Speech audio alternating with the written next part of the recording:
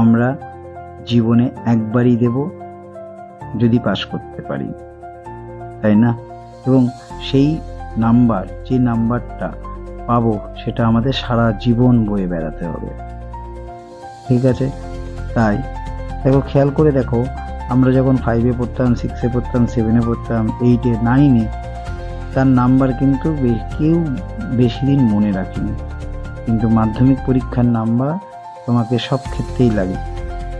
যে সমস্ত ছেলেমেয়েরা ভাবছে যে কোনো মতে পাশ করব, মাথা আমার অত ভালো না, ঠিক আছে, সেই সমস্ত ছেলেমেয়েরা মাধ্যমিক পাশের জন্য যেটুকু দরকার আমি এখানে সেইটুকুই দিয়েছি।